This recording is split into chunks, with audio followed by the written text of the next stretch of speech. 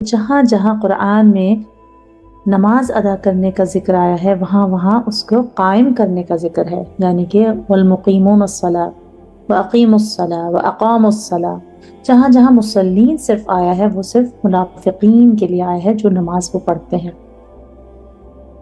تو قائم کرنا پہلے دیکھتے ہیں کہ نماز کو قائم کرنے کا مطلب کیا ہے۔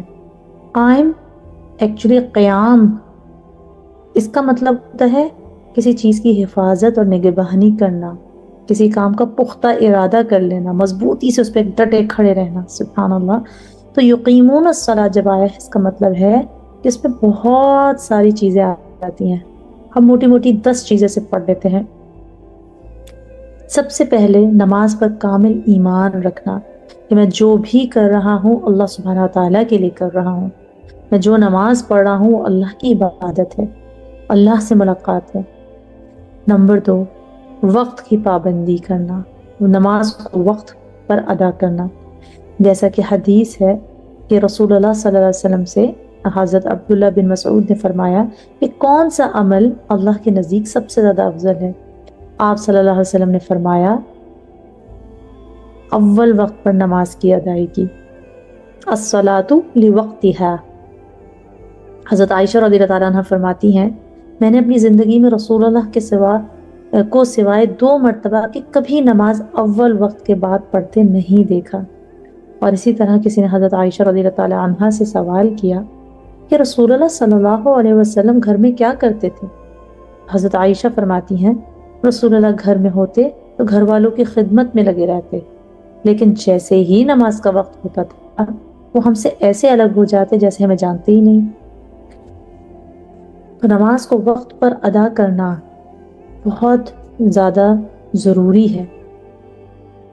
اور پھر ہم آگے دیکھیں گے کہ منافق اور مومن کی نماز میں فرق کیا ہے۔ نمبر 3، نماز کی جگہ کا پاک ہونا، آپ کے جسم کا پاک ہونا، لباس جو آپ نے پہنا ہوا اس کا پاک ہونا۔ کوشش کریں کہ ہم لوگ نماز ایسی جگہ پہ نہ پڑھیں جہاں ڈسٹریکشنز ہوں، جہاں پہ ٹی وی چل رہا ہو، لوگ باتیں کر رہے ہیں، ہم عموماً انہی کے درمیان نمازیں پڑھتے ہیں۔ اور پھر آپ یقین کریں کہ نماز ختم کرتے ہیں ہم ان کا جواب بھی دے دیتے ہیں کہ نہیں ایسا نہیں تھا ایسا تھا، اس کا مطلب ہے ہماری نماز میں خشوع اور خضوع نہیں ہے۔ نمبر 4، قبلہ رخ ہو کر نماز پڑھیں۔ چلتی گاڑی میں نماز نہیں پڑھنی چاہیے، ٹرین اور جہاز وہ ہو تو چلو اس کی ڈفرنٹ بات ہے، اس میں بھی ہمیں کوشش ضرور کرنا چاہیے کہ قبلہ رخ ہو کر نماز پڑھیں، کیونکہ حضور صلی اللہ علیہ وسلم نے ہمیشہ فرض نماز اپنے جانور پر سے اتر کے اور قبلہ رخ ہو کے نماز پڑھی، تو ہمیں بھی کوشش یہ کرنی چاہیے کہ ہم قبلہ رخ ہو کر نماز پڑھیں۔ نمبر 5، نماز کے پورے ارکان یعنی پوری سنتیں، واجبات، تکبیرات، رکوع، قیام سب کریں، کوئی اس میں سے ہم لوگ کچھ چیز چھوڑ نہ جائیں۔ اور اسی طرح نمبر 6، اس کو خشوع اور خضوع کے ساتھ نماز، فوکس اور کانسنٹریشن کے ساتھ ہم نماز پڑھیں۔ اور فوکس اور کانسنٹریشن کیسے آئے گی؟ جب ہم نماز کی سمجھ بوجھ رکھیں گے کہ نماز میں ہم کیا پڑھ رہے ہیں۔ اطمینان کے ساتھ نماز پڑھنا، کیونکہ حضور صلی اللہ علیہ وسلم نے فرمایا رکوع کرو یہاں تک کہ اطمینان سے رکوع کرو۔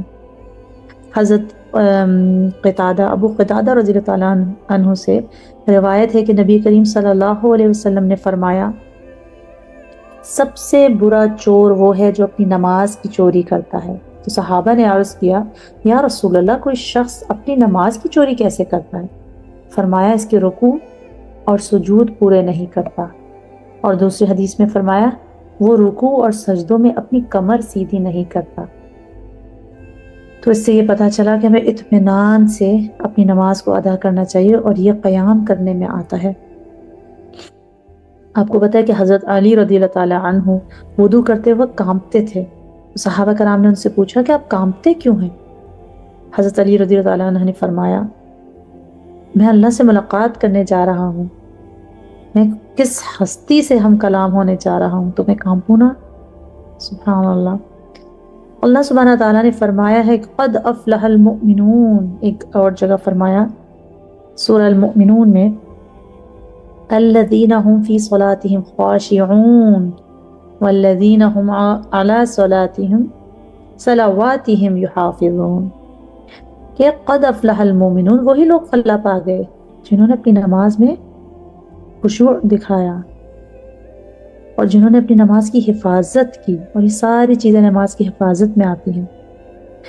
اس کے بعد ہم دیکھتے ہیں خشوع اور خضوع کے بعد نمبر 7، نماز کو ترتیل یعنی کہ ٹھہر ٹھہر کے پڑھنا، تجوید یعنی کہ خوبصورتی کے ساتھ ادا کرنا، کہاں رکنا ہے کہاں نہیں رکنا، اس چیز کو تجوید کہتے ہیں۔ خوبصورت بنانے کو جود یجود تجویدن، یہ بھی تفعیل باب تفعیل کا صیغہ ہے کہ اس کو تجوید کے ساتھ خوبصورتی بیوٹیفائی کر کے پڑھنا۔ نمبر 8، 5 وقت نماز کو اپنے اوپر فرض لازم کر لینا۔ یہ نہیں کبھی نماز پڑھ لی کبھی نہیں، کبھی ہمارے کام اس طرح آ گئے کہ ہم نماز نہ پڑھ سکے۔ اپنی نمازوں کو کام کے دوران نہ لائیں،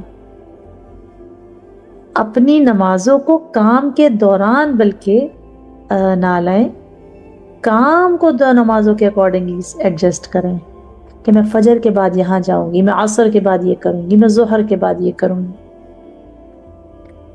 نمبر 9، مردوں کے لیے جو نماز ہے اس کو باجماعت نماز پڑھنا، آپ کو پتہ ہے 27 گنا زیادہ ثواب ملتا ہے، تو اس کو اپنے پر فرض کریں، مردوں کے لیے ایٹ لیسٹ باجماعت نماز ہونی چاہیے۔